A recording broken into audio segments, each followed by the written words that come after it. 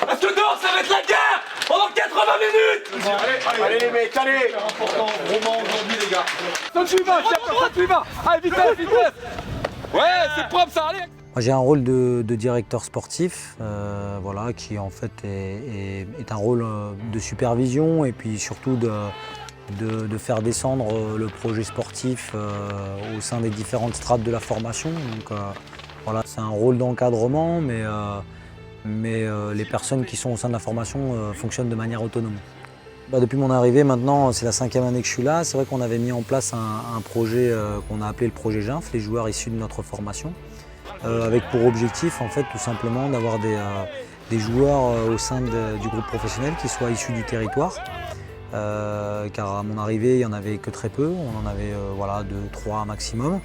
Et l'objectif à horizon 2024, c'est d'en avoir 25% à 30% de l'effectif qui soit justement issu de notre formation. C'est justement aussi pour ça qu'on a maintenant obtenu l'agrément du CDF et qu'on arrive à faire signer des jeunes en pro chez nous pour les années à venir. Je suis au club du VRDR depuis, c'est la 3e saison maintenant, en cours de 3e saison. Avant le VRDR, j'ai passé 19 ans au Loup Rugby, aussi en tant que directeur de centre de formation. Voilà. Et là, je m'occupe du centre de formation et j'entraîne l'équipe Espoir, je fais les deux. Alors le projet, il est clair. On s'inscrit évidemment dans le projet du club, dans le projet d'Amiers 2024. Et notre rôle au niveau du centre de formation, c'est former des joueurs pros. Voilà, c'est la chose numéro 1. Après, évidemment, il y a plein d'autres choses qui tournent autour de ça. Gagner des matchs avec l'équipe d'Espoir, former des hommes avant tout. Tout le monde ne sera pas professionnel, donc c'est former des hommes aussi. Mais notre objectif principal, c'est vraiment former des joueurs professionnels. Alors, mon équipe est composée de 3 préparateurs physiques. Simon Rabillet, qui est le responsable de la préparation physique, et il est assisté de 2 personnes, Alison Jaravel et Loïc Doré. Après, sur la partie rugby, on est 4 à intervenir. On est 2 de manière principale et constante. Nicolas Bouillet, qui est au club depuis de longues années, et moi-même. Et on a 2 personnes qui interviennent de manière un peu plus, sur des aspects un peu plus techniques et de manière moins régulière. C'est Christopher Lacour, ancien joueur de l'équipe professionnelle, et Jody Jeneker, qui est toujours joueur au VRDR. Un joueur au centre de formation s'entraîne quasiment tous les jours et quasiment tous les jours il a 2 à 3 entraînements quotidiens. Après on a fait le choix pour que les joueurs puissent continuer à avoir une scolarité normale, de condenser ça sur la fin de journée. Donc en fait on s'organise à partir de 17h, les joueurs en entraînement, ils ont des entraînements techniques, ils ont des entraînements collectifs et la partie préparation physique est plus individualisée, elle peut se faire entre midi et 2, elle peut se faire avant, elle peut se faire après. Voilà, ça dépendra du joueur et des disponibilités qu'il a. Voilà, c'est un choix qu'on a fait en tout cas d'essayer de respecter au maximum les scolarités des garçons. L'articulation entre le centre de formation et l'équipe professionnelle est forte. Déjà par rapport à la proximité, le centre d'entraînement de l'équipe pro et le centre de formation, on se touche, donc on se voit quotidiennement. Moi je suis en relation chaque semaine avec Yohan Autier sur l'évolution des joueurs. Yohan est très impliqué dans le suivi des jeunes joueurs, donc on sait exactement, lui sait exactement où en sont les jeunes. Et après voilà, les joueurs se retrouvent en tout cas évoluent vers l'équipe professionnelle à différentes vitesses. Il y en a certains qui sont complètement avec l'équipe professionnelle, Sami Zouer, Adam Vargas, Joris Moura, voilà, qui sont depuis le début de l'année complètement avec l'équipe professionnelle. D'autres font des va-et-vient, Enzo Bailly, Andrea Pontanier, qui sont dans ce cas-là, qui font des périodes avec le centre de formation et l'équipe Espoir et des périodes avec l'équipe professionnelle. Et d'autres qui sont souvent un petit peu plus jeunes, qui sont plus en formation à ce moment-là, qui travaillent avec nous. Et voilà, notre travail, c'est évidemment de les amener petit à petit à aller s'entraîner avec l'équipe professionnelle et par la suite jouer avec l'équipe professionnelle. Bon, dis-moi Paul, où est-ce que tu en es en ce moment? En ce moment, tout va bien. Donc moi aujourd'hui, je travaille en tant que responsable scolaire au sein du centre de formation du VRDR. Ma première mission, c'est vraiment de les accompagner scolairement, que ce soit sur les inscriptions, que ce soit sur le suivi scolaire tout au long de l'année. Je vais échanger tout au long de l'année avec eux.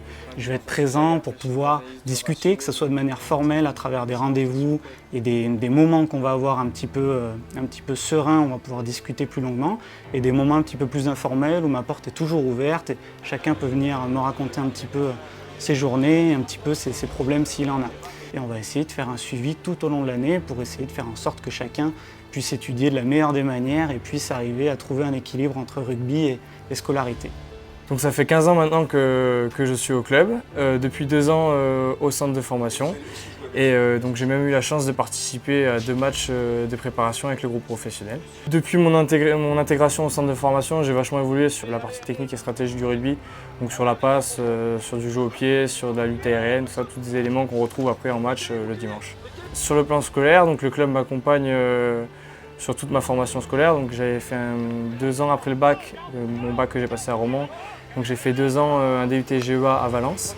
Et ensuite, là, j'ai intégré un master à Grenoble, en école de commerce. Et donc, le club m'accompagne donc, sur toutes les démarches administratives, déjà pour intégrer l'école. Et ensuite, il m'accompagne dans mon suivi scolaire. Donc, ils font attention que je fasse bien mes devoirs, en quelque sorte. Et puis, voilà, ils m'aident à trouver des stages, ils m'aident à m'orienter, à essayer de faire un parcours scolaire le plus propre possible, pour avoir réellement un double projet. J'ai la chance d'alterner avec le groupe professionnel et les espoirs, en cycle de quelques semaines. Ça me permet de me confronter avec des personnes de haut niveau, des personnes qui ont plus de gabarit que moi musculairement, et ça me permet de progresser énormément. J'ai passé un bac pro vigne et vin en 3 ans. Le centre de formation m'accompagne dans mon double projet professionnalisant.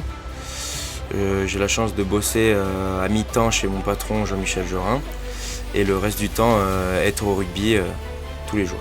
Mon passage au centre de formation m'a permis d'avoir un suivi scolaire durant toute l'année et même l'année dernière. J'ai pu suivre une formation sur GEM, Grenoble École de Management, à distance, vu qu'avec l'équipe professionnelle, j'avais pas beaucoup de temps pour travailler en présentiel.